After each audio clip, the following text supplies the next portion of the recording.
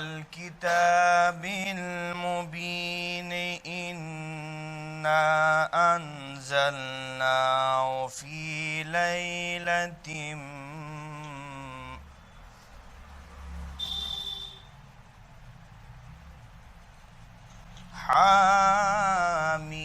حاميم والكتاب المبين إنا أنزلناه في ليلة مباركة إنا كنا منذرين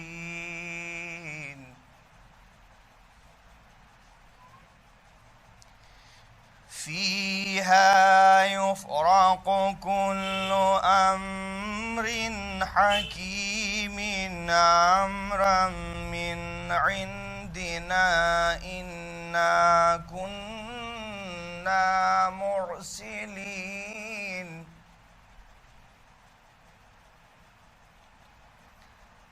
رحمة من ربك إنه هو السميع العليم رب السماوات والأرض وما بينهما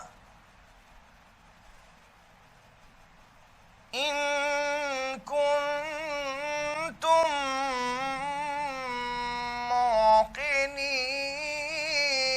موقنين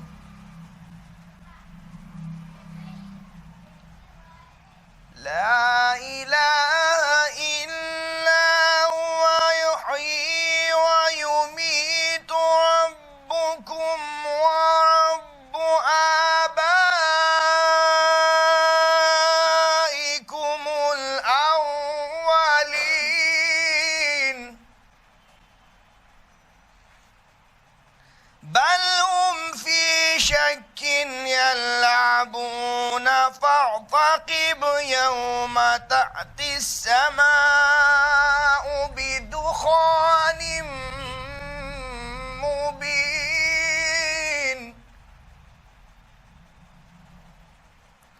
مبين يغشى الناس هذا عذاب أليم ربنا اكشف عنا العذاب إنا مؤمنون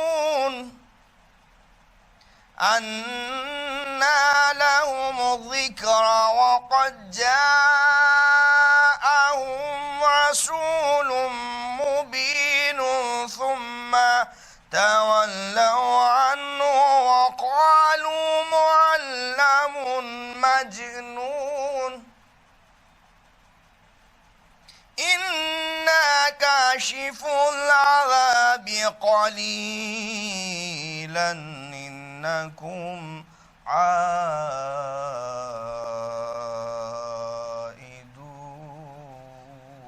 عائدون صدق الله العلي العظيم وصدق رسول النبي الكريم وصدق مولانا أمير المؤمنين علي بن أبي طالب اللهم صل على محمد وآل محمد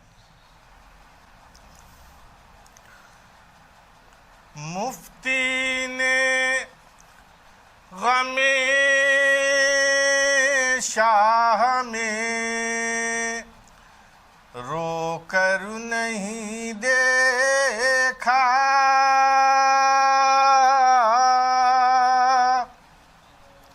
مفتی نے غم شاہ میں رو کر نہیں دیکھا خشکی کے مسافر نے سمندر نہیں دیکھا خشکی کے مسافر نے سمندر نہیں دیکھا او گر آنکھ میں اشک غم سرور نہیں دیکھا گر آنکھ میں اشک غم سرور نہیں دیکھا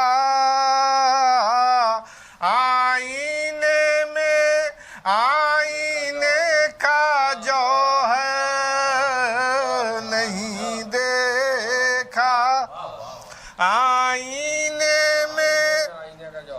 آئینے کا جوہر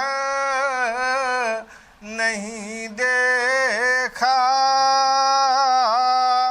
او وہ مدحت حیدر میں غلو ڈھونڈ رہا ہے وہ مدحت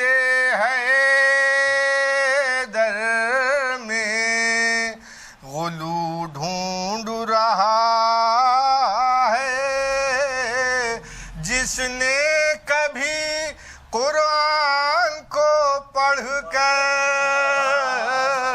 نہیں دیکھا جس نے کبھی قرآن کو پڑھ کر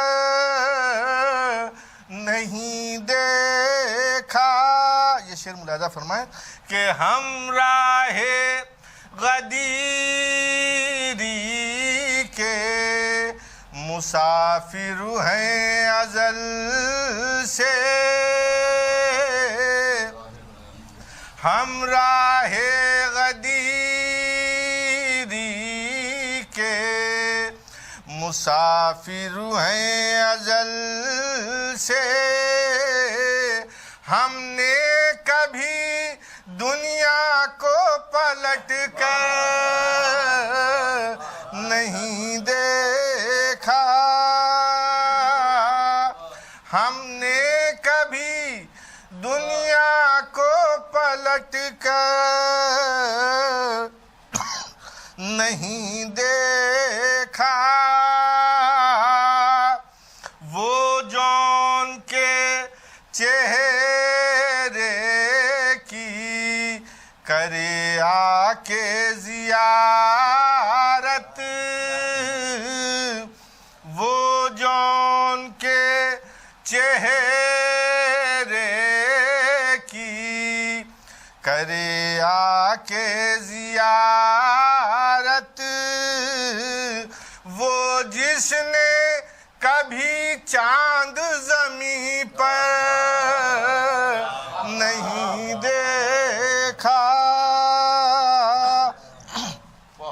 وہ جس نے کبھی چاند زمین پر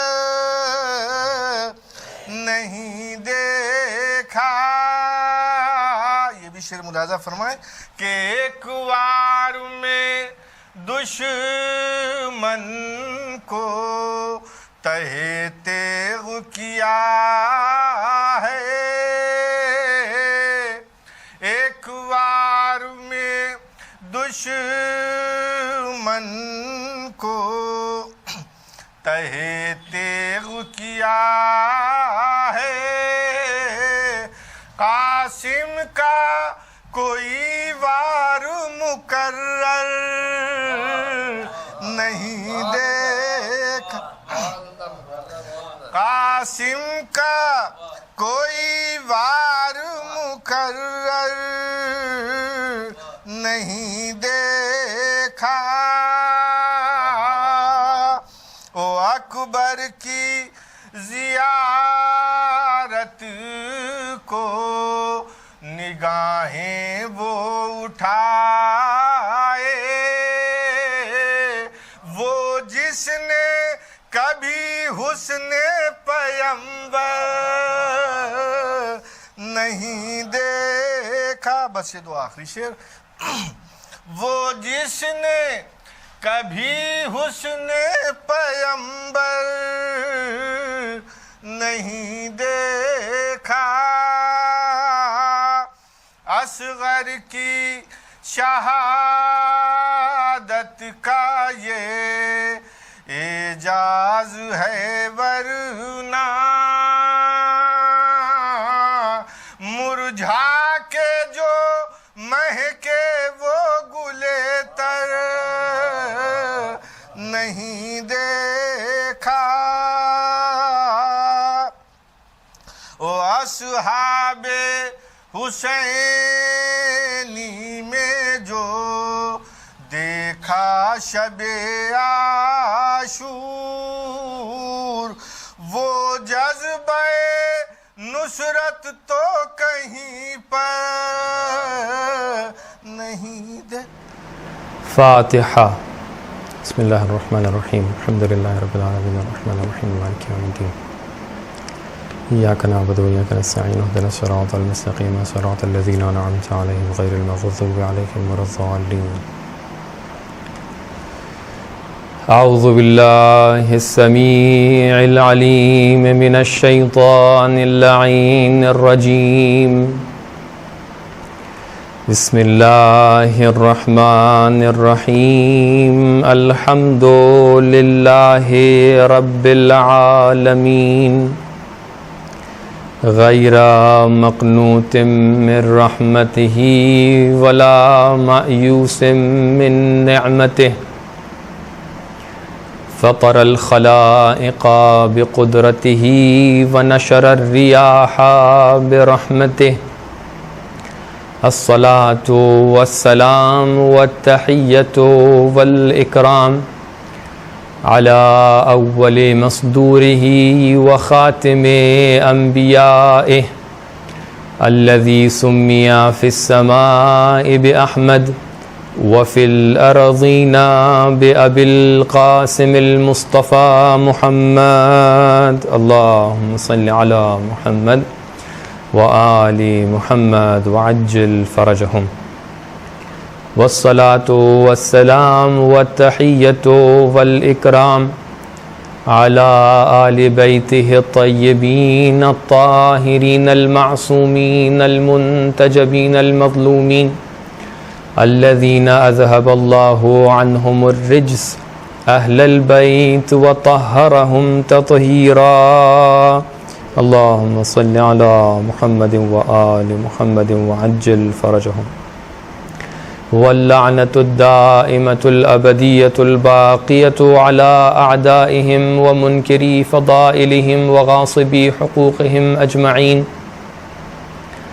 أما بعد، فقد قال الله سبحانه وتعالى في كتابه المجيد وهو أصدق القائلين، بسم الله الرحمن الرحیم، فاذکرونی اذکرکم، صلوات پڑھ دیں محمد و آل محمد پر، اللہم صل علی محمد و آل محمد وعجل فرجہم، بسم اللہ الرحمن الرحیم، اللہم کن لولیک الحجۃ بن الحسن صلواتک علیہ وعلی آبائہ فی هذه الساعة وفی کل ساعة ولیا وحافظا وقائدا وناصرا ودلیلا وعینا حتی تزکنہ ارضک توعا وتمتعہ فیہا طویلا، اللہم صل علی محمد وآل محمد وعجل فرجہم۔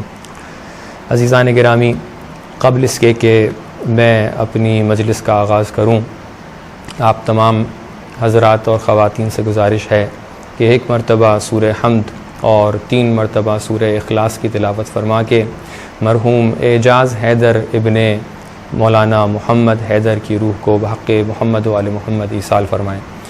اعوذ باللہ من الشیطان الرجیم، بسم اللہ الرحمن الرحیم، الحمد للہ رب العالمین الرحمن الرحیم مالک یوم الدین، ایاک نعبد و ایاک نستعین اہدنا الصراط المستقیم صراط الذین انعمت علیہم غیر المغضوب علیہم ولا الضالین، بسم اللہ الرحمن الرحیم، قل هو اللہ احد اللہ الصمد لم یلد ولم یولد ولم یکن له کفوا احد، بسم اللہ الرحمن الرحیم، قل هو اللہ احد اللہ الصمد لم یلد ولم یولد ولم یکن له کفوا احد، بسم اللہ الرحمن الرحیم، قل هو اللہ احد اللہ الصمد لم یلد ولم یولد ولم یکن له کفوا احد، اللهم صل على محمد وعلى محمد، اللهم صل على محمد وعلى محمد، اللهم صل على محمد وعلى محمد۔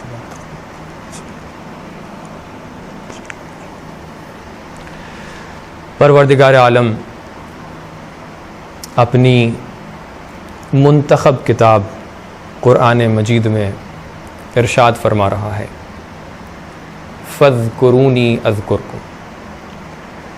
اس کتاب میں یہ ارشاد فرما رہا ہے کہ جس کے تحریف نہ ہونے کی ذمہ داری پروردگار نے لے رکھی، اس کتاب میں یہ بات ارشاد فرما رہا ہے کہ جس میں اللہ تعالیٰ نے دعویٰ کیا ہے کہ لا رطب ولا یابس الا فی کتاب مبین، ہر خشک و تر اس کتاب کے اندر موجود ہے۔ اس کتاب کے اندر ارشاد فرما رہا ہے کہ جس کتاب کے لیے ارشاد ہے کہ اگر یہ اللہ تعالیٰ کے علاوہ کسی کی طرف سے آئی ہوتی تو لوجدوا فیہ اختلافا کثیرا، اس کتاب میں بے شک بہت سارے اختلاف پائے جاتے ہیں۔ یعنی اللہ تعالیٰ نے ایک ایسی کتاب کو نازل کیا کہ جس کے اندر تمام تر تعلیمات کو تو پیش کیا، لیکن اس انداز میں پیش کیا کہ اس کی تحریف کی، اس کے تحریف نہ ہونے کی ذمہ داری اللہ تعالیٰ نے خود لے لی، اور اس کے ساتھ ساتھ اس کتاب کے اندر تمام تر چیزوں کو سمیٹ دیا۔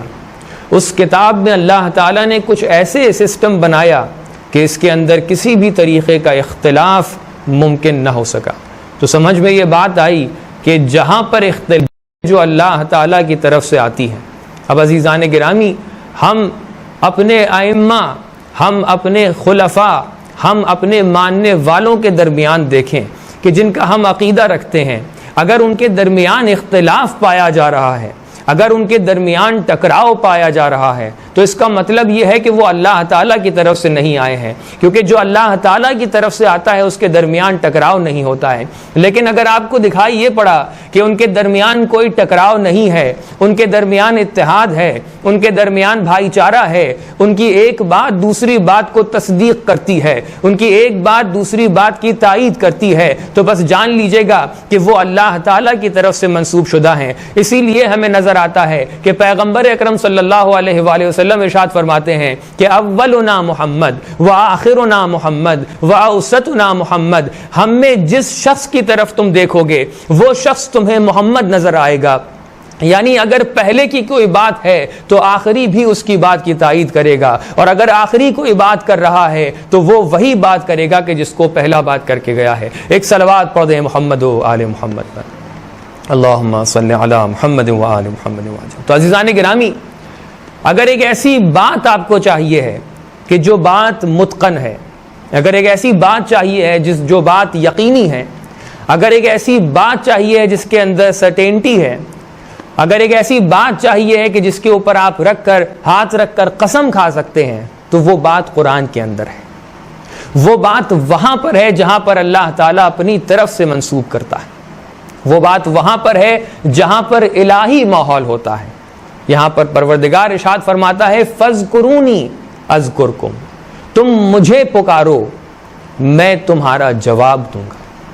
ہاں عزیزان گرامی، آج کل کا ماحول یہ ماحول ہے کہ ہو سکتا ہے ہم آج کل کے ماحول میں جو یہ وبا پھیلی ہوئی ہے اس کی وجہ سے آپس میں جمع نہیں ہو سک رہے ہیں، ہم آپس میں بیٹھ کر مجلسیں منعقد نہیں کر پا رہے ہیں، ہم آپس میں بیٹھ کر بیٹھکیں منعقد نہیں کر پا رہے ہیں، لیکن اللہ تعالیٰ نے ہماری عبادتوں کو کسی خاص جگہ سے مخصوص نہیں قرار دیا، بلکہ ہماری عبادتوں میں وہ فلیکسیبلٹی رکھی کہ اگر ہم چاہیں تو کسی بھی جگہ سے اللہ تعالیٰ کی عبادت کر سکتے ہیں۔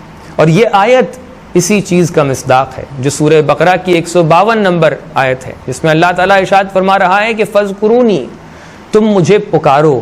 اب یہ پکارنا کسی جگہ سے محدود نہیں، یہ اس بات سے لمیٹڈ نہیں ہے کہ آپ پکاریں تو مسجد سے پکاریں، آپ پکاریں تو جماعتوں سے پکاریں، آپ پکاریں تو ممبروں سے پکاریں، نہیں عزیزان گرامی، یہ ہر مقام سے، جس جگہ پر انسان ہے اس جگہ سے جب انسان پکارے گا اور صحیح معنی میں پکارے گا، صحیح معنی میں ذکر کرے گا، تو اللہ تعالیٰ اس کا جواب دے گا۔ تو آپ نے غور فرمایا کہ 2 مرحلے ہیں، فاذکرونی اذکرکم۔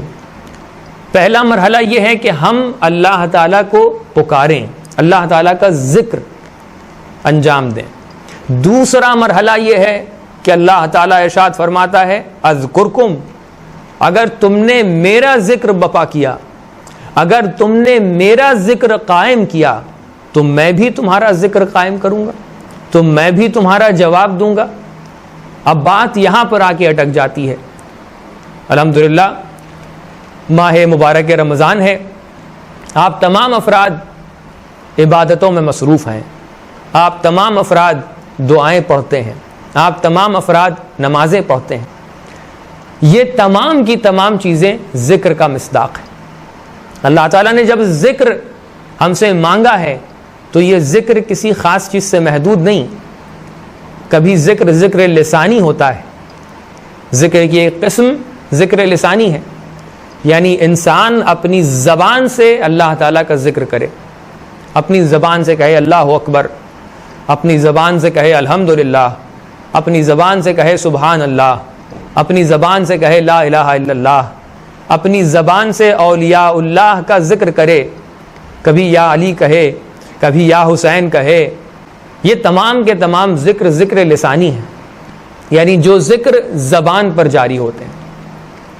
کبھی کبھی وہ ذکر ہوتے ہیں کہ جو ذکر عملی ہوتے ہیں، یعنی انسان کبھی کبھی نہ صرف زبان سے بلکہ اپنے عمل سے، اپنے ایکشن سے آ کر ذکر کر سکتا ہے۔ اللہ تعالیٰ نے جو دین کا مجموعہ بھیجا، اس دین کے مجموعے میں اللہ تعالیٰ نے مختلف اذکار کو رکھا، مختلف ذکروں کو رکھا۔ نماز واجب کی، یہ ایک طریقے کا ذکر، روزہ واجب کیا، یہ ایک طریقے کا ذکر۔ رسول اللہ صلی اللہ علیہ وآلہ وسلم کیا ارشاد فرماتے ہیں کہ اس مہینے میں روزے دار کا تسبیح کرنا کیا ہے؟ اگر روزے دار چپ بھی رہتا ہے تو اس کے لیے تسبیح لکھی جاتی، اگر روزے دار سوتا ہے تو اس کے لیے عبادت لکھی جاتی ہے، اگر روزے دار ایک ذکر کہتا ہے تو اس کے 10 ذکر لکھے جاتے ہیں۔ تو عزیزان گرامی، یہ روزہ خود اپنے آپ میں ذکر ہے، عملی ذکر ہے۔ حج کرنے کا حکم دیا، عملی ذکر ہے۔ نیکی کرنے کا حکم دیا، عملی ذکر ہے۔ برائیوں سے روکنے کا حکم دیا، عملی ذکر ہے۔ یعنی اللہ تعالیٰ نے ایک طرف انسان کی زبان کے ذریعے سے بہت سارے اذکار کو رکھا، اور ایک طرف سے انسان کے اعمال سے بہت سارے اذکار کو رکھا۔ ایک مرتبہ وہ مرحلہ بھی ہے کہ جب انسان اگر اپنے زبان سے اور اپنے اعمال سے اللہ تعالیٰ کا ذکر نہ کر سکے تو وہ دل سے اس کا ذکر کر سکتا ہے۔ انسان دل میں اللہ تعالیٰ کی یاد کو قائم کر سکتا ہے، یہ بھی ایک طریقے کا ذکر ہے۔ اب معلوم یہ ہوا کہ اللہ تعالیٰ کا ذکر الگ الگ مرحلے میں ہے، کبھی زبان سے ہے، کبھی عمل سے ہے، کبھی قلب سے ہے، لیکن عجیب کیفیت ہے۔ اللہ تعالیٰ جواب دینے کی ذمہ داری تو لے رہا ہے، لیکن ہم جتنی بھی دعائیں کرتے آ رہے ہیں، ہماری دعائیں قبول نہیں ہو رہی، شرف قبولیت عطا نہیں ہو رہا۔ دعا کر رہے ہیں پروردگار بیماریوں کو دور کر دے، لیکن بیماریاں دور نہیں ہو رہی۔ دعا کر رہے ہیں پروردگار العجل وقت کے امام کے ظہور میں تعجیل فرما، امام کا ظہور نہیں ہو رہا۔ دعا کر رہے ہیں پروردگار ہماری مشکلات کو دور کر دے، ہماری مشکلات دور نہیں ہو رہی ہیں۔ دعا کر رہے ہیں پروردگار یہ کام ہو جائے، وہ کام نہیں ہو رہا۔ دعا کر رہے ہیں پروردگار وہ مشکل حل ہو جائے، مشکل حل نہیں ہو رہی۔ صبح سے شام تک کے بار بار دعا کر رہے ہیں پروردگار اہدنا الصراط المستقیم، اے پروردگار سیدھے راستے پر چلا، اے پروردگار سیدھے راستے پر ہدایت کر دے، سیدھے راستے پر نہیں آ رہے ہیں۔ صبح سے شام تک کے عملی ذکر انجام دے رہے ہیں، نماز پڑھ رہے ہیں، لیکن اس کے اندر کوئی ترقی نہیں آ رہی۔ جتنی نمازیں پڑھ رہے ہیں لیکن نماز کی وہ صفت کہ ان الصلاۃ تنہی عن الفحشاء والمنکر، وہ صفت نہیں آ پا رہی۔ نہ برائیوں سے دور جا رہے ہیں، نہ فحشاء سے دور جا رہے ہیں، تو آخر یہ کیا کیفیت ہے؟ دعاؤں پہ دعائیں مانگتے جا رہے ہیں لیکن یہ دعائیں قبول نہیں ہو رہی۔ آخر یہاں پر کوئی مسئلہ تو ہے، کوئی مشکل تو ہے جو باعث بن رہی ہے کہ ہماری دعائیں قبول نہیں ہو رہی۔ یہ تمام کے تمام اذکار ہیں تو، لیکن ہماری دعائیں قبول نہیں ہو رہی۔ اے پروردگار ماجرا کیا ہے؟ اے پروردگار مشکل کہاں پر ہے؟ آخر وہ کون سی مشکل ہے کہ جس کی وجہ سے ہماری دعائیں قبول نہیں ہو رہی؟ ماہ رمضان ہے، آپ بار بار دعا کرتے ہیں یا علی یا عظیم یا غفور یا رحیم انت الرب العظیم. آپ ساتھ ہی ساتھ دعا کرتے ہیں پروردگار اللہم ادخل علی اہل القبور السرور، جو قبروں میں سوئے ہوئے ہیں ان کے اوپر خوشیاں طاری کر دے، ان کے اوپر اپنی رحمت طاری کر دے. اے پروردگار جو لوگ مقروض ہیں اللہم اقضِ دین کل مدین، ان کے قرضوں کو ادا کر دے. اللہم اکسو کل عریان، جن کے پاس کپڑے پہننے کو نہیں ہیں ان کے کپڑے فراہم کر دے. تمام تر دعائیں ہیں، لیکن بار بار ہم دعا مانگ رہے ہیں لیکن مشکلات کا سامنا ہو رہا ہے، دعائیں قبول نہیں ہو رہی ہیں. آخر ماجرا کیا ہے؟ تو جواب اس طریقے سے آئے گا کہ دیکھو، اگر تم تمام تر دعائیں کرتے رہو، تم تمام تر اذکار کرتے رہو، اللہ تعالیٰ کے ذکر کو اپنی زبان پر لقلقہ لسانی بنا لو، لیکن بار بار اس بات کو تکرار کرنے کے باوجود جو دعا کرنے کی شرائط ہیں، جو دعا کرنے کی کنڈیشنز ہیں، اگر تم ان کو فراہم نہ کرو، تم ان کو پریپیئر نہ کرو، تو تمہاری ان دعاؤں کا کوئی فائدہ نہیں ہے. تم اپنی طرف سے جتنی بھی دعائیں کرتے جاؤ گے، تم نے وہ پہلا مرحلہ طے ہی نہیں کیا کہ تم نے میرا ذکر قائم کیا ہو تاکہ دوسرا مرحلہ میں قائم کروں، میں تمہارا ذکر قائم کروں. اب معلوم یہ ہوا کہ ہم جتنے زیادہ دعا کرتے جا رہے ہیں، ہم اس پیاسے کی طرح ہیں کہ جو پیاسا اپنی زبان سے پانی پانی کا لفظ تو بولے جا رہا ہے، لیکن یہ پیاسا اٹھ کر پانی کی طرف جا نہیں رہا ہے. بھلے ہی یہ پیاسا سمندر کے پاس ہی کیوں نہ بیٹھا ہو، یہ کبھی اپنی پیاس کو بجھا نہیں سکتا. تو عزیزان گرامی، ہماری دعائیں اس وقت تک کے قبول نہ ہوں گی جب تک کہ ہم دعاؤں کے ساتھ ان کی شرائط کو فراہم نہ کر دیں. جب ہم نے ان کی شرائط کو فراہم کر دیا تو اب وہ مرحلہ آ جائے گا کہ ہم نے اپنی طرف سے ذکر کو قائم کر دیا. اب وہ مرحلہ آئے گا کہ اللہ تعالیٰ کہے گا ہاں میرے بندے تو نے میرے ذکر کو قائم کیا ہے، لہٰذا میں بھی تیرے ذکر کو قائم کروں گا. اب وہ دعائیں کرتا جائے گا اور اللہ تعالیٰ اس کی دعائیں کو قبول کرتا جائے گا. ایک صلوات پڑھ دیں محمد و آل محمد پر. اللہم صلی علی محمد و آل محمد وعجل فرج. تو عزیزان گرامی، ہر طریقے کا ذکر ہمارے لیے ہو سکتا ہے، ہماری کامیابی کا باعث نہ بنے، ہماری ترقی کا باعث نہ بنے. کیوں؟ کیونکہ ہم نے ذکر کے شرائط کو مکمل نہیں کیا. یہ ذکر کے شرائط کیا ہیں؟ کیونکہ یہ ایصال ثواب کی مجلس ہے، لہٰذا میں اسی گفتگو کو آج کل کے ماحول سے بھی جوڑنا چاہتا ہوں. عزیزان گرامی، یہ ذکر اگر شرف قبولیت پا جائے، اگر یہ بارگاہ الہی میں مقبول واقع ہو جائے، تو یہ ذکر وہ ذکر ہوتا ہے کہ جو اس دنیا تک کے محدود نہیں بلکہ آخرت تک آپ کے ساتھ جاتا ہے. میں ایک مثال کے ذریعے سے اپنی بات کو واضح کرنا چاہوں گا. 2 مرحلے ہیں. پہلا مرحلہ یہ ہے کہ ہم جتنے ذکر انجام دیتے ہیں، ہم بار بار اللہ تعالیٰ سے دعا مانگ رہے ہیں کہ اے پروردگار، اس دنیا میں جتنے بھی لوگ لباس کے محتاج ہیں ان تک کے لباس پہنچا دے. اللہم اکسو کل عریان. ہم اللہ تعالیٰ سے دعا مانگ رہے ہیں پروردگار جتنے بھی لوگ مقروض ہیں ان سب کے قرضوں کو ادا کر دے. اللہم اقضِ دین کل مدین. اے پروردگار، اس دنیا میں جتنے بھی لوگ بیمار ہیں ان سب کو شفا یاب کر دے. اللہم اشفِ کل مریض. تو یہ بار بار دعا کرنے کا کیا فائدہ ہے؟ اگر ہم آج سے یہ طے کر لیں کہ ہم آج سے کوئی دعا نہیں کریں گے، فرض کیجئے آج سے ہم اور آپ یہ طے کر لیں کہ ہم کوئی بھی دعا نہیں پڑھیں گے، نہ ہم اللہ تعالیٰ سے یہ کہیں گے کہ کسی بھی شخص تک کے لباس پہنچائے، نہ ہم اللہ تعالیٰ سے یہ کہیں گے کہ کسی بھی شخص تک کے کھانا پہنچائے، نہ ہم اللہ تعالیٰ سے یہ کہیں گے کسی بھی شخص کی مدد کرے، نہ ہم اللہ تعالیٰ سے یہ کہیں گے کسی بھی شخص کو بخشے، نہ ہم اس سے یہ دعا مانگے کہ کسی مریض کو وہ شفا یاب کرے. تو آپ کو کیا لگتا ہے کہ اللہ تعالیٰ یہ تمام تر کاموں کو روک دے گا؟ کیا اللہ تعالیٰ اس بات کا محتاج ہے کہ ہم اور آپ اللہ تعالیٰ کی بارگاہ میں جا کر اللہ سے یہ کہیں کہ اے اللہ تعالیٰ اس کام کو انجام دے دے، تب اللہ تعالیٰ انجام دے گا؟ نہیں عزیزوں، اللہ تعالیٰ ہر انسان کے اوپر اپنی رحمت کو اسی طریقے سے دائم و قائم رکھے گا. جناب موسیٰ ہیں، پہاڑوں پر جا رہے ہیں اللہ تعالیٰ کی وحی کو حاصل کرنے کے لیے. جب قریب پہنچتے ہیں ایک بندہ آتا ہے, کہتا ہے اے موسیٰ کہاں جا رہے ہو؟ جناب موسیٰ جواب دیتے ہیں کہ پروردگار کی بارگاہ میں جا رہا ہوں, تاکہ پروردگار کی خدمت میں کچھ پیغامات پیش کر سکوں اور اللہ تعالیٰ سے وہ پیغامات اور ان کے جوابات کو لے کر آ سکوں. یہ شخص پلٹتا ہے, کہتا ہے کہ کیا یہ پروردگار وہی پروردگار ہے جو اس کائنات کا مالک ہے؟ کیا یہ پروردگار وہی پروردگار ہے کہ جس کے اختیار میں یہ زمین اور آسمان ہے؟ کیا یہ پروردگار وہی پروردگار ہے کہ جس کے اختیار میں یہ ہوا اور فضا اور پانی ہے؟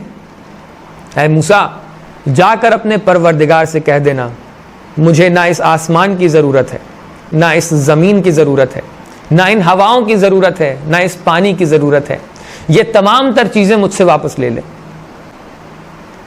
جناب موسیٰ اس بات کو سنتے ہیں اور پریشان ہو جاتے ہیں, پروردگار کی بارگاہ میں تشریف لاتے ہیں, تمام تر پیغامات کو سامنے رکھتے ہیں, تمام تر باتوں کو سامنے رکھتے ہیں, لیکن وہ پیغام جو اس شخص نے جناب موسیٰ کو دیا تھا اس کو پروردگار کی بارگاہ میں سامنے نہیں رکھتے. جب جناب موسیٰ پلٹنے کا ارادہ کرتے ہیں, پروردگار کی طرف سے آواز آتی ہے اے موسیٰ تمہارے پاس ایک اور بھی تو امانت ہے, اس امانت کو کیا ہمیں نہیں دو گے؟ تو جناب موسیٰ پریشان ہو کر بولتے ہیں پروردگار میری زبان میں وہ قدرت نہیں کہ میں ان جملوں کو دہرا سکوں جو اس شخص نے دہرائے تھے. جب تجھے خود ہی معلوم ہے تو اس کا جواب بتا دے. تو پروردگار کی طرف سے آواز آتی ہے کہ اے موسیٰ جا کر اس بندے سے کہہ دینا کہ اگر اس کو اس زمین اور آسمان کی ضرورت نہیں, اگر اس کو ان فضاؤں کی ضرورت نہیں, اگر اس کو اس پانی کی ضرورت نہیں ہے, تو بے شک وہ اپنے خدا کو بھول چکا ہے. لیکن یاد رکھو اگر تم اپنے خدا کو بھول چکے ہو تو تم بھول چکے ہو, لیکن پروردگار نے تمہیں اپنے ذہن سے دور نہیں کیا. پروردگار اس وقت تک تمہارے رزق کو لکھتا رہے گا, اس وقت تک تمہاری نعمتیں دیتا رہے گا جب تک کہ تم نعمتوں کے مستحق رہو گے. آپ نے غور فرمایا کہ پروردگار کسی کی دعا کا محتاج نہیں ہے. نہ جانے کتنے ایسے لوگ ہیں اس دنیا میں جو پروردگار کی نعمتوں کا کفران نعمت کیا کرتے ہیں. نہ جانے کتنے ایسے لوگ ہیں جو پروردگار کو بد دعا کیا کرتے ہیں. نہ جانے کتنے ایسے لوگ ہیں جو پروردگار کو سمجھتے تک کے نہیں. نہ جانے کتنے ایسے لوگ ہیں جن پر نعمتوں پہ نعمتیں آتی جاتی ہیں لیکن ان کو یہ نہیں پتا ہوتا یہ نعمتیں کہاں سے آ رہی ہیں. لیکن پروردگار ان کی نعمتوں کا سلسلہ روکتا نہیں. کیوں نہیں روکتا ہے؟ کیونکہ اس کی ربوبیت کا تقاضا یہ نہیں کہ وہ اپنی نعمتوں کو روک دے, کیونکہ اس کی وحدانیت کا یہ تقاضا نہیں کہ وہ اپنے رزق کو روک دے, کیونکہ اس کی توحید کا یہ تقاضا نہیں کہ وہ اپنی رحمانیت کو روک دے. عزیزان گرامی, پروردگار ہماری دعاؤں کا محتاج نہیں ہے, پروردگار ہمارے اذکار کا محتاج نہیں ہے. تو آخر پروردگار نے ہم سے کیوں کہا ہے کہ دعاؤں پہ دعائیں کرتے رہیں؟ آخر پروردگار نے ہم سے کیوں کہا ہے کہ آپ ذکر پہ ذکر کرتے رہیں؟ آخر پروردگار نے کیوں کہا ہے کہ آپ رمضان میں بار بار اس دعا کو پڑھیں کہ اے اللہ جتنے بھی بھوکے ہیں ان کو کھانا کھلا دے, اے اللہ جتنے بھی محتاج ہیں ان تک کے ان کے احتیاج کو دور کر دے, اے پروردگار جتنے بھی پریشان حال ہیں ان کی پریشانیوں کو دور کر دے. تو ایک مرتبہ مثال وہی مثال ہے کہ ایک زاہد ہے, اس نے مسجد میں جا کر اپنے آپ کو معتکف بنا لیا ہے اور پروردگار کے سامنے عبادت کرنا شروع کر دی ہے, اور یہ ارادہ کیا ہے کہ میں اللہ تعالیٰ کی اتنی عبادت کروں گا کہ اللہ تعالیٰ سے گفتگو کرنا شروع کر دوں. ایک مرتبہ وہ مرحلہ پہنچتا ہے کہ اب وہ اللہ تعالیٰ سے گفتگو کرنا شروع کر دیتا ہے. اب جو بات وہ کہتا ہے وہ اللہ تعالیٰ کی طرف سے اس کا جواب بھی آتا ہے. ایک مرتبہ اس زاہد نے کافی دن گزرنے کے بعد محسوس کیا کہ کہیں سے کسی خاص چیز کی بدبو آ رہی ہے. ایک مرتبہ اس نے پلٹ کر اس چیز کی طرف دیکھا تو دیکھا ایک شخص بیٹھا ہوا ہے, اس کا نہیں سا بدن ہے, اس کو بہت ہی کمزوری محسوس ہو رہی ہے, اس کو بھوک محسوس ہو رہی ہے, اس کے پاس کھانے کو کچھ نہیں ہے, اس کا لباس صحیح نہیں, اس کو لباس کی ضرورت ہے, اس کے بدن میں سے بدبو آ رہی ہے. ایک مرتبہ اس زاہد نے اس کی طرف دیکھا اور اس کے بعد پلٹ کر مصلی پر آیا اور پروردگار کی بارگاہ میں ایک مرتبہ ہاتھ پھیلا کر کہا اے پروردگار تو وہ ذات ہے جو اپنے آپ کو رحمان الرحیم کہتا ہے, اے پروردگار تو وہ ذات ہے جو اپنے آپ کو ارحم الراحمین کہتا ہے. اے پروردگار تو تو وہ ذات ہے جس نے کہا ہے یا من سبقت رحمتہ غضبہ, کہ میری رحمت پہلے آتی ہے, میرا غضب بعد میں آتا ہے. اے پروردگار یہ کیسی کیفیت ہے؟ یہ تیرا ہی بندہ ہے, یہ تیرا ہی مخلوق ہے, کیوں اس کو لباس نہیں دیتا ہے, کیوں اس کے لباس کا انتظام نہیں کرتا ہے, کیوں اس کے رزق کا انتظام نہیں کرتا ہے, کیوں اس کے کھانے کا انتظام نہیں کرتا ہے, کیوں اس کے پینے کا انتظام نہیں کرتا ہے؟ ایک مرتبہ پروردگار کی طرف سے جواب آیا, کیوں نہیں, میں نے اس کے لباس کا بھی انتظام کیا ہے, میں نے اس کے کھانے کا بھی انتظام کیا ہے, میں نے اس کے رزق کا بھی انتظام کیا ہے. اے پروردگار تو نے کیسے انتظام کیا ہے؟ مجھے سمجھ میں تو نہیں آ رہا. کہا کیا میں نے تجھے خلق نہیں کیا؟ کیا سمجھے؟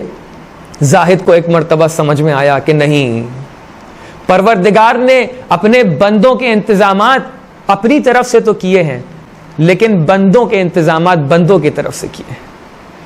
اے پروردگار ہم بار بار اپنی بارگاہ, تیری بارگاہ میں بار بار اپنی زبان پہ یہ کہتے رہے کہ پروردگار جتنے بھی پیاسے ہیں ان کو پانی پلا دے, جتنے بھی بھوکے ہیں ان کو کھانا کھلا دے, جتنے بھی عریاں ہیں ان کو لباس پہنا دے, جتنے بھی پریشان حال ہیں ان کی پریشانی دور کر دے, جتنے بھی بیمار ہیں ان کی بیماریوں کو دور کر دے. لیکن یہ دعائیں اس وقت تک کے ذکر میں تبدیل نہ ہوں گی جب تک کہ میں خود اٹھ کر نہ جاؤں اور لوگوں کی پریشانیوں کو دور نہ کروں, جب تک کہ میں خود نہ جاؤں اور لوگوں کو کپڑے نہ دوں, جب تک کہ میں خود جا کر ان کے لباس فراہم نہ کروں. عزیزوں یہ ذکر اس وقت تک کہ اس ذکر میں تبدیل نہ ہوگا جب تک کہ ہم اس کو اپنے وجود میں نہ ڈھال لیں. ہم اللہ اکبر بار بار کہتے رہیں, اپنی پوری زندگی میں اللہ اکبر کہتے رہیں, اس اللہ اکبر کا ایک بھی فائدہ نہ ہوگا جب تک کہ ہم اپنے آپ کو اللہ کے سائے میں اور اللہ کے اولیاء کے سائے میں بڑپن کی طرف لے کے نہ جائیں. ہم سبحان اللہ کہتے رہیں, پاک و پاکیزہ ہے وہ ذات, ہم اپنی عمر کے آخر تک کہتے رہیں, لیکن یہ سبحان اللہ اس وقت تک کے فائدہ مند نہ ہوگا جب تک کہ ہم اپنے آپ کو پاک و پاکیزہ نہ کر لیں. ہم اللہ تعالیٰ کی بارگاہ میں بار بار دعاؤں پہ دعائیں کرتے رہیں, یہ دعائیں اس وقت تک کے کامیاب نہ ہوں گی اور ہمیں اس وقت تک کے ترقی نصیب نہ ہوگی جب تک کہ ہم اپنے اندر ان دعاؤں کا مظہر نہ بن جائیں. عزیزان گرامی ہماری دعائیں ابھی وہ دعائیں نہیں ہیں, ہمارے ذکر ابھی وہ ذکر نہیں ہے. ہمارے لبوں پر تو یا حسین ہوتا ہے, لیکن وہی چیز کہ جو امام حسین نے کہی ہے ہم اسی کی مخالفت کرتے ہیں. ہمارے لبوں پر تو یا علی ہوتا ہے, لیکن وہی چیز کہ جو امام علی علیہ السلام نے بیان فرمائی ہے ہم اس کی مخالفت کرتے ہیں. ہمارے لبوں پر دعائیں ہوتی ہیں, دعائے کمیل, دعائے توسل, لیکن جو چیزیں ہم پڑھ رہے ہوتے ہیں ہم اس کی مخالفت کرتے ہیں. عزیزوں جب تک کہ ہم اپنی ہی باتوں کی مخالفت کرتے رہیں گے, جب تک کہ ہم اپنے عقیدے کو عمل سے ہمراہ نہیں کریں گے, تب تک کہ یہ ہمارے ذکر اللہ تعالیٰ کی بارگاہ میں مقبول واقع نہیں ہوں گے. ایک صلوات پڑھ دیں محمد و آل محمد. اللہم صلی علی محمد و آل محمد. تو عزیزان گرامی انسان اس وقت اپنا ذکر اللہ تعالیٰ کی بارگاہ میں قبول کروا سکتا ہے جب تک اس وقت قبول کروائے گا کہ جب اس کا ذکر اس لیول پر پہنچ جائے کہ اب یہ ذکر صرف زبان تک کے نہیں ہے بلکہ ہمارے کردار میں اترتا جا رہا ہے. ابھی تو ہماری دعائیں کیسی ہیں, آمین بولنے تک کی دعائیں ہوتی ہیں. ایک مولانا اپنی تقریر میں, اپنی مجلس میں اس طریقے سے بیان فرما رہے تھے کہ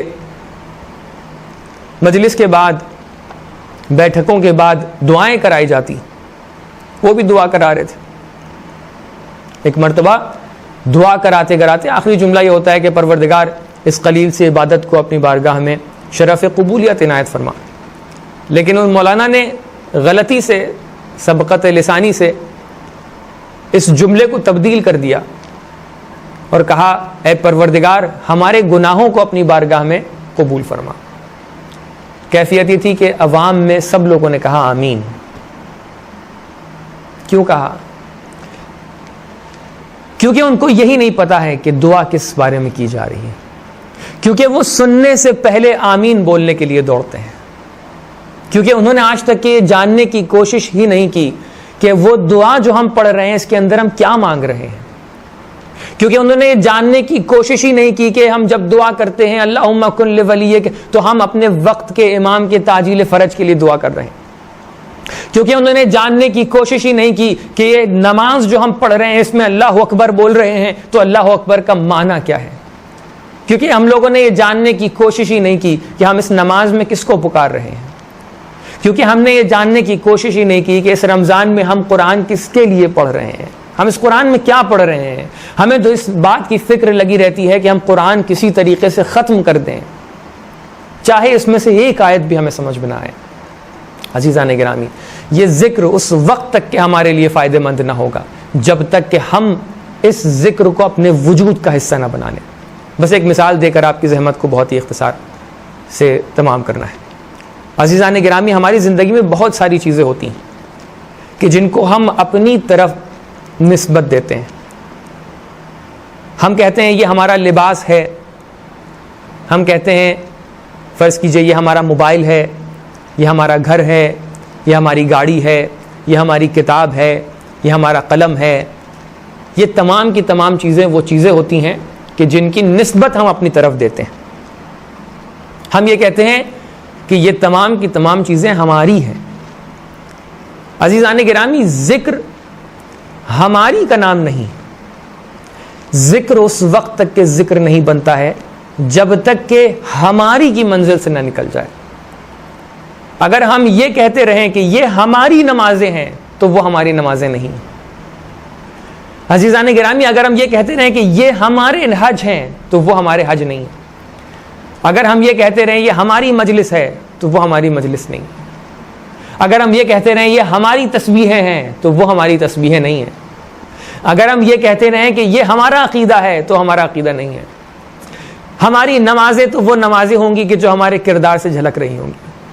ہماری نمازیں وہ نمازیں ہوں گی کہ جو ہمارے کردار میں سے جھلک کے سامنے دکھائی پڑے ہیں، کہ اگر ہم اللہ اکبر کہہ رہے ہیں تو اپنے آپ میں بڑپن رکھیں، اگر ہم سبحان اللہ کہہ رہے ہیں تو اپنے آپ میں پاک و پاکیزہ ہوں، اگر ہم اللہ تعالیٰ سے کہہ رہے ہیں کہ پروردگار صبح شام کہہ رہے ہیں اہدنا الصراط المستقیم اہدنا الصراط المستقیم، تو ہم بھی سیدھے راستے پر چل رہے ہوں۔ ہمارے روزے تو وہ روزے ہوں گے کہ جو روزہ ہمارے کردار سے جھلک رہا ہو، کہ جو روزہ صرف زبان کا نہ ہو، وہ روزہ کردار کا ہو، وہ روزہ آنکھوں کا ہو، وہ روزہ کان کا ہو، وہ روزہ دل کا ہو۔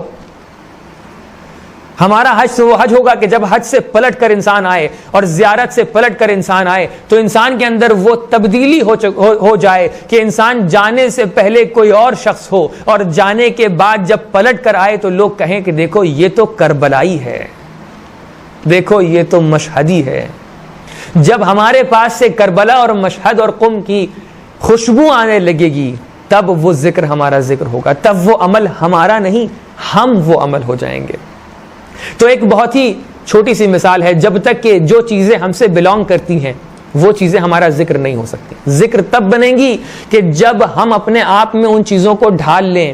اب جو بھی چیز ہم نے اپنے نفس میں ڈھال لی اور ہم نے کہا کہ نہیں یہ ہم سے الگ نہیں ہے، یہ ہماری نہیں ہے بلکہ یہ ہم ہیں، انسان اتنا ذکر کرتا جائے، اتنا ذکر کرتا جائے، اتنا ذکر کرتا جائے کہ ایک وہ مرحلہ پہنچے کہ اب لوگ پلٹ کر یہ نہ کہیں کہ دیکھو اس کی یہ صفت ہے، بلکہ اس صفت کو جب جب زبان پر لایا جائے تو آپ کا تصور ذہن میں آنے لگے وہ ذکر آپ کا ذکر ہے۔ یعنی وہ مرحلہ پہنچے کہ اب عدالت کا تصور جب آئے تو یہ کہنا نہ پڑے کہ دیکھو یہ فلاں شخص کی عدالت ہے، یہ فلاں شخص کی عدالت ہے، بلکہ جب کہا جائے عدل اور عدالت تو جیسے ہی عدالت کا لفظ آئے بس امیر المؤمنین علی ابن ابی طالب کا ذہن میں تصور آ جائے۔ ایک صلوات پڑھ دے محمد و آل محمد پر، اللہم صلی علی محمد و آل محمد۔ تو عزیزان گرامی، جب انسان اپنے وجود میں اس طریقے سے ذکر کو ڈھال لیتا ہے تب جا کر کہیں اس کا وہ ذکر، وہ مرحلہ آتا ہے کہ پروردگار اس کا جواب دیتا ہے کہ فاذکرونی اذکرکم، اگر تم مجھے پکارو گے تو میں بھی تمہیں پکاروں گا۔ اب یہ ذکر وہ ذکر ہے جو انسان اپنے ساتھ لے کر جاتا ہے۔ یہ ذکر وہ ذکر ہے کہ اب قبر میں جب ساری چیزیں انسان سے چھین لی جاتی ہیں تب بھی یہ ذکر انسان سے نہیں چھینا جا سکتا ہے۔ آج اور کل یہی ماحول ہے، ہمیں نہیں پتا ہے کب ہم رہیں اور کب نہ رہیں، کب آپ رہیں اور کب آپ نہ رہیں۔ ہمیں اپنی موت و حیات کا کوئی بھروسہ نہیں۔ اب وہ وقت ہے کہ اب اس ذکر کے اوپر عمل کرنے کی ضرورت ہے کہ ہم سے اس ذکر کو کوئی چھین نہ پائے۔ اب ہم سے یہ نہ کہا جائے کہ ہماری نمازیں الگ رکھ دی جائیں، نہیں، یہ نماز ہمارے وجود کا حصہ بن جائے۔ یہ روزہ ہمارے وجود کا حصہ بن جائے, یہ ولایت اہل بیت ہمارے وجود کا حصہ بن جائے, یہ محبت اہل بیت ہمارے وجود کا حصہ بن جائے کہ جس سے کوئی اس کو الگ نہ کر سکے, تب ہم اس کو اپنی قبر میں لے کر جائیں گے.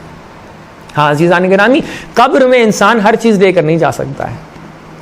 معصوم ارشاد فرماتے ہیں قبر میں انسان بس وہی چیزیں لے کر جا سکتا ہے کہ جو اس کے وجود کا حصہ ہو. ہاں اہل بیت علیہ السلام کے ذریعے سے, اللہ تعالیٰ کی رحمانیت کے ذریعے سے اللہ تعالیٰ نے بہت سارے ایسے وسیلے بھی قرار دیے ہیں کہ حتیٰ انسان اس دنیا سے جانے کے بعد بھی اپنے وجود میں ان چیزوں کو اضافہ کر سکتا ہے. بہت ساری چیزوں کا ذکر ہے روایتوں میں, عام طور سے 4-5 چیزوں کا ذکر کیا جاتا ہے کہ انسان اس دنیا سے چلا بھی جائے تو وہ اپنے وجود کو اس طریقے سے بڑھا سکتا ہے. اس میں سے ایک چیز کیا ہے کہ ایک انسان اگر کہیں پر درخت بو دے تو اس درخت سے جب تک کہ لوگ پھل حاصل کر رہے ہیں تب تک کہ اس کا فائدہ اس کے وجود تک کے پہنچتا رہے گا, اور جب وہ پھل ختم ہو جائیں, جب تک کہ اس پھل کا سایہ رہے تب تک کہ مرحوم کو اس کا ثواب ملتا رہے گا. اگر کوئی پانی کی سبیل کہیں پر لگا دے تو جب تک کہ اس پانی سے لوگ پانی پیتے رہیں گے اس کا ثواب مرحوم کی روح کو اور اس کے وجود تک کے پہنچتا رہے گا. جب تک کہ اگر کوئی انسان اسی ذکر کے مصداق کے طور پر کسی دینی درسگاہ میں, کسی دینی انسٹیٹیوشن یا سینٹر میں ایک اینٹ لگا دے, ایک اتنا سا کنٹریبیوشن کرے, تو انسان کے اس دنیا سے جانے کے بعد بھی اس تک کے ثواب جاتا رہے گا. انہی مثالوں میں سے ایک مثال وہ ہے کہ جس کا مصداق ابھی ہم اور آپ سن رہے ہیں. یہ مجلسیں کہ جو ایک مرحوم کے جانے کے بعد ان کے ایصال ثواب کے لیے ہوتی ہیں. مرحوم اعجاز حیدر صاحب کہ جو بہترین اخلاق کے مالک تھے, ان کے جانے کے بعد بھی ان کی مجلسوں کو ان تمام تر مشکلات کے باوجود منعقد کیا جا رہا ہے. یہ بھی اس ذکر کے مصادیق میں سے ایک مصداق ہے کہ جس کے لیے معصوم ارشاد فرماتے ہیں کہ اگر انسان اپنے بعد اپنی نیک اولاد چھوڑ کر اس دنیا میں چلا جائے تو وہ بھی انسان کے ثواب کا باعث بنتی ہے. اگر اولاد نیک نہ ہو تو وہ شاید مجلسیں منعقد نہ کروائے. اگر اولاد نیک نہ ہو تو شاید وہ اپنے والدین کے لیے, اپنے مرحومین کے لیے ایصال ثواب نہ کروائے, اپنے والدین کے لیے قرآن نہ پڑھوائے, اپنے والدین کے لیے نمازیں نہ پڑھوائے. لیکن جب اولادیں نیک ہوا کرتی ہیں تو وہ اپنے مرحومین کے لیے یہ تمام تر کام کو انجام دیا کرتی ہیں. ہاں عزیزان گرامی, یہ بھی انہی مصداقوں میں سے ایک مصداق ہے کہ انسان اگر صحیح معنی میں عمل سے اور کردار سے آ کر ذکر الہی کو انجام دے, اللہ تعالیٰ کے ذکر کو قائم کرے, تو کیا ہوتا ہے, اس کی زندگی کا ایک معنی نکل آتا ہے, اس کی زندگی میننگ فل ہو جاتی ہے. اس کو احساس ہوتا ہے کہ اس کی زندگی کامیاب ہو گئی. اس کو احساس ہوتا ہے کہ اگر میں اس دنیا سے جا بھی رہا ہوں تو میں نے اپنی اولاد کو تو چھوڑ رکھا ہے, وہ مجھ تک کے ایصال ثواب کرے گی. اس کو احساس ہوتا ہے کہ میں نے ایک پانی کی سبیل بھی تو لگوا دی تھی, اس پانی کی سبیل کا ثواب مجھ تک کے آتا جائے گا. اس کو احساس ہوتا ہے کہ میں نے ایک درخت بھی تو لگوا دیا تھا, میرے نام کا ایک درخت بھی تو لگا ہوا تھا, جب تک کہ اس درخت کا سایہ رہے گا تب تک کہ مجھ تک کے ثواب آتا رہے گا. تو اس کو ایک طریقے سے کامیابی محسوس ہوتی ہے. ہاں عزیزان گرامی, بہت کم ہی شخصیات ایسی ہوتی ہیں کہ جو مرتے وقت اس منزلت پر فائز ہو جائیں کہ ان کی کامیابی کا وہ ماحول ہو کہ جب ضربت لگے تو ارشاد فرمائے فزتو برب الکعبہ, رب کعبہ کی قسم میں کامیاب ہو گیا.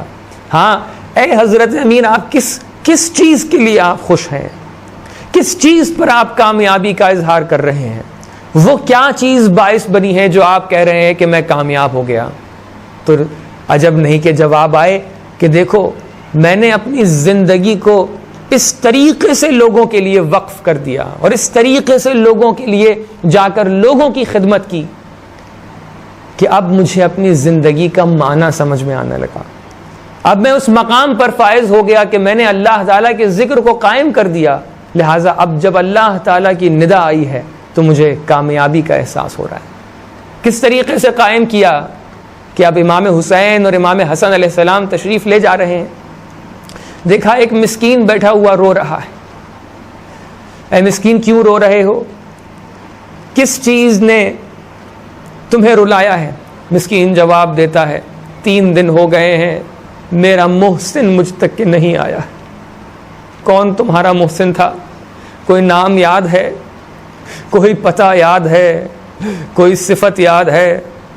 مسکین پلٹ کر جواب دیتا ہے کہ نہیں، مجھے کوئی صفت یاد نہیں ہے، مجھے کوئی نام یاد نہیں ہے، مجھے کوئی پتہ یاد نہیں ہے، بس میں اتنا جانتا ہوں وہ ہر شب کو میرے پاس آتا تھا، اپنے کندھے پر رکھ کر میرے لیے رزق لے کر آتا تھا، میں تو دیکھ بھی نہیں سکتا ہوں، وہ میرے لیے نوالا بناتا تھا اور میرے حلق میں، میرے منہ میں نوالا رکھ کر کہتا تھا فقیر جالس فقیر، مسکین جالس مسکین، میں بھی تمہارے جیسا ایک فقیر اور مسکین ہوں کہ جو دوسرے مسکین کے ساتھ بیٹھا ہے۔ امام حسن اور امام حسین تڑپ جاتے ہیں، پلٹ کر جواب دیتے ہیں کہ وہ محسن تمہارے اب پلٹ کر نہیں آئیں گے، ان کی شہادت رونما ہو گئی ہے۔ 19ویں کی شب تھی کہ جب امام علی علیہ السلام جناب ام کلثوم کے گھر تشریف لے گئے۔ کیسے یہ شہادت رونما ہوئی؟ امام ہیں کہ افطار کے لیے بیٹی سے کہتے ہیں کہ کچھ لے کر آؤ۔ جب بیٹی کئی رزق کو لے کر آ جاتی ہے تو کہتے ہیں کہ کیا تم نے مجھے دیکھا ہے کہ میں ایک چیز سے زیادہ سے اپنا افطار کروں؟ باقی چیزوں کو ہٹا دیتے ہیں، صرف نمک سے افطار کرتے ہیں۔ ایک مرتبہ شب کا وقت آتا ہے، امام علی علیہ السلام ہیں، آسمان کے نیچے جاتے ہیں اور ایک مرتبہ کہتے ہیں انا للہ و انا الیہ راجعون، انا للہ و انا الیہ راجعون دہراتے جاتے ہیں اور اللہ تعالیٰ کے آسمان کے نیچے جاتے ہیں، کبھی آتے ہیں، پریشان ہیں۔ ایک مرتبہ جناب ام کلثوم پوچھتی ہیں کہ اے بابا یہ کیسا ماحول ہے، آخر کیوں پریشان ہیں؟ مولا علی علیہ السلام ارشاد فرماتے ہیں کہ میں پریشان نہیں ہوں، یہ وہ رات ہے کہ جس رات میں اپنے پروردگار کی سمت جاؤں گا۔ ایک مرتبہ سحر کا وقت آتا ہے، مولا مسجد کے لیے نکلتے ہیں، گھر کی مرغابیاں راستہ روک لیتی ہیں۔ ایک مرتبہ مولا امیر ارشاد فرماتے ہیں ام کلثوم یہ جانور میرا راستہ روک رہے ہیں، ان کا شعور اور ان کا فہم لوگوں سے زیادہ ہے، دیکھو اگر ان کا رزق نہ ہو، اگر ان کی دیکھ بھال نہ کر پاؤ تو ان کو آزاد کر دینا۔ ایک مرتبہ مولا امیر علیہ السلام مسجد کی طرف جاتے ہیں، مسجد میں محراب پر تشریف لاتے ہیں، اذان دیتے ہیں، اذان کے بعد نماز شروع کرتے ہیں، لیکن ابن ملجم ملعون امام کی سمت بڑھتا ہے اور زہر والی تلوار سے امام پر وار کر دیتا ہے۔ مولا ارشاد فرماتے ہیں فزت ورب الکعبہ، مولا کی تغسیل و تدفین ہوتی ہے، لیکن بچے چپ چاپ ہی صحیح مولا کو غسل دیتے ہیں، مولا کو دفن کرتے ہیں، مولا کی نماز پڑھتے ہیں، مولا کو دفن کر دیتے ہیں۔ ہاں کچھ عرصہ وہ تھا کہ جس میں مولا کی قبر بھی سامنے نہ تھی، چھپی ہوئی تھی، لیکن میں پوچھوں گا اے حسنین، اے زینب ام کلثوم، جب بابا کو غسل و کفن دے رہے تھے تب بابا کو غسل و کفن دیتے ہوئے کسی پریشانی کا سامنا تو نہ کیا؟ کبھی بابا کو پکار رہے ہوں گے تو تماچے تو نہیں مارے گئے، کبھی بالیاں تو نہ چھینی گئی، بابا کو غسل و کفن تو دے دیا، لیکن آ کر کوئی سکینہ سے پوچھے نہ بابا کا لاشا ملتا ہے، اگر لاشا مل بھی گیا ہے تو اس پر سر نہیں ہے، نہ غسل دیا گیا ہے نہ کفن دیا گیا ہے۔ حسین کا لاشا 3 دن کا بھوکا پیاسا شہید ہو کر کربلا کی سرزمین پر پڑا ہے۔ انا للہ و انا الیہ راجعون رضا بقضائہ و تسلیما لامرہ۔ ایک مرتبہ سورہ حمد اور 3 مرتبہ سورہ اخلاص کی تلاوت فرما کر مرحوم اعجاز حیدر ابن محمد حیدر کی روح کو بحق محمد و آل محمد ایصال فرمائیں۔ اعوذ باللہ من الشیطان الرجیم بسم اللہ الرحمن الرحیم الحمد للہ رب العالمین الرحمن الرحیم مالک یوم الدین ایاک نعبد و ایاک نستعین اهدنا الصراط المستقیم صراط الذین انعمت علیہم غیر المغضوب علیہم ولا الضالین بسم اللہ الرحمن الرحیم قل هو اللہ احد اللہ الصمد لم یلد ولم یولد ولم یکن له کفوا احد بسم اللہ الرحمن الرحیم قل هو اللہ احد اللہ الصمد لم یلد ولم یولد ولم یکن له کفوا احد بسم اللہ الرحمن الرحیم قل هو اللہ احد اللہ الصمد لم یلد ولم یولد ولم یکن له کفوا احد اللهم صل على محمد وعلى محمد اللهم صل على محمد وعلى محمد اللهم صل